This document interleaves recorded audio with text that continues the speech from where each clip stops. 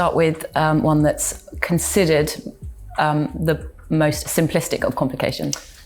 Okay. Well, so I mean, when people look at watches, they look at the date, which is normally at 3 o'clock on the dial, and it hasn't always been there. Which probably sounds like a slightly bizarre thing to say, but I mean, the date window appeared at 3 o'clock on a dial in 1930.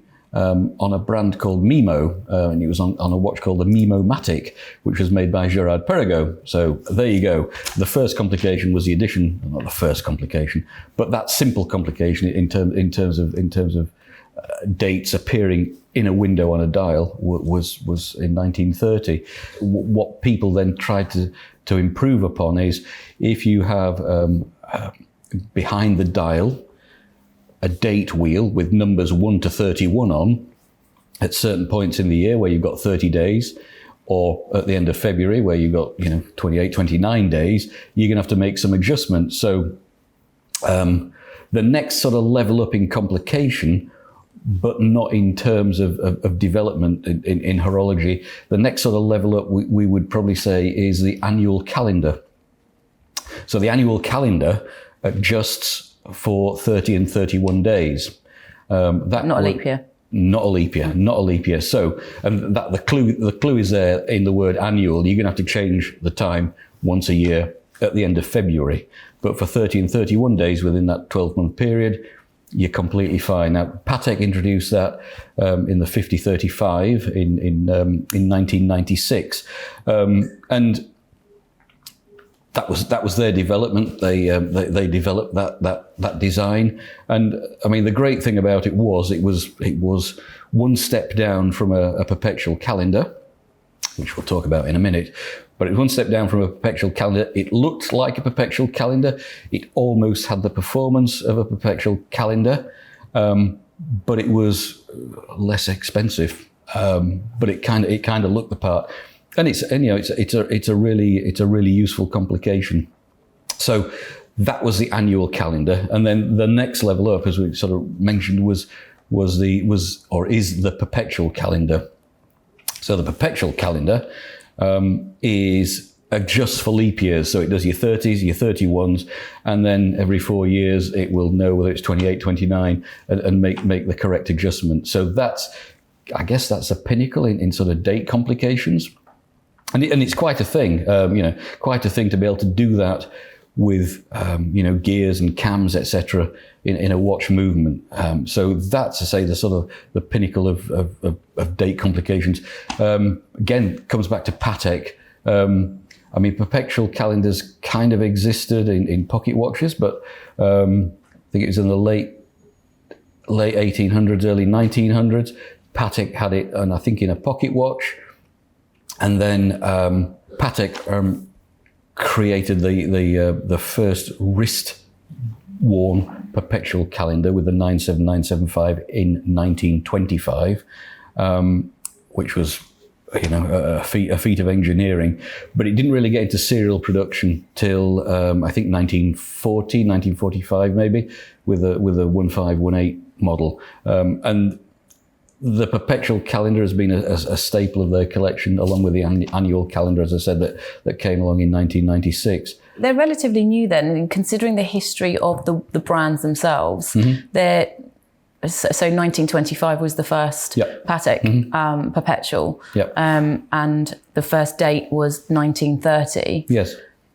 I always associated them to be sort of much more long-standing in terms of as part of the lineage of these brands. It's quite interesting that they're relatively new in the history of watchmaking. Yeah, I guess so. Yeah. And their development, and as you said, the amount of work and detail on a perpetual calendar in particular, which would be why there's the price is associated with them, because obviously the higher up these complications you're going, from a standard date through to the annuals and perpetuals, you're paying for.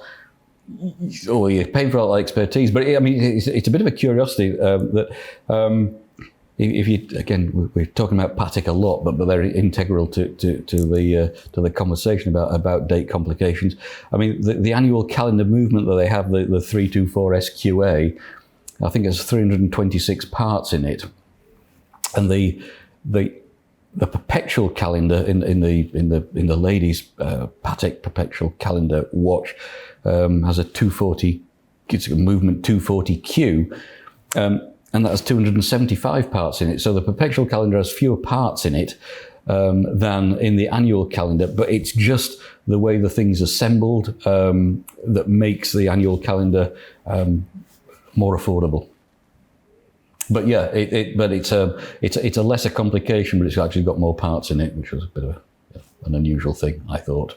I'm not a watchmaker, but it sounds far from it. But I'm not a watchmaker either. But no, well, just it's part of the craft, isn't it? Yeah, it is. Very much so. Of these. So you talked us through calendars. Mm-hmm. Which other brands do you think do a calendar watch well? Perpetual. I mean, it's in everybody's armoury these days. So Vacheron do great Perpetual Calendars. I mean, in terms of annual calendars, it's still a relatively limited field. Patek more or less own it, but Lang have done them. Glasuta, original, just came out with one a week or so ago. I think Jaeger-LeCoultre as well do Yes. good calendars. In terms of commercial pricing as well, they have the Heritage. Mm-hmm. As you said, Patek will feature a lot in this conversation because it's part of what they do and what they're known for. But I think Jaeger-LeCoultre have a very credible offer in calendars. And Blancpain and Breguet, absolutely. How important do you think, when we were talking about the first dates, how important is it to the brands where they had the first or the if they've kicked off that theme? It doesn't have to be in terms of calendars, but it's always they're fighting for their position is it in terms of their prowess and who does what better? Do you think it as a consumer, whoever had the first one automatically means it's the best option on the market? I've been on some dreadful first dates, but never really. But in terms of, I mean, there's obviously great store placed on sort of in horology on the history and the legitimacy and being first. But being first is great sometimes, and then other people evolve ideas and make and do different things. So I think if you've got if you're one of the kind of pinnacle apex brands from Switzerland, one of the horological brands, Patek, Breguet, Blancpain, Vacheron, etc., you've all got legitimacy in that field. It doesn't matter whether you're first or second. The ability to make the thing is what's important. Yeah, and I suppose the brand you said that were the first people to introduce a date on the watch in 1930. Mimo. Nobody knows who they are, but everybody knows the date just so. Yeah, I suppose exactly that. you've just answered the question for me.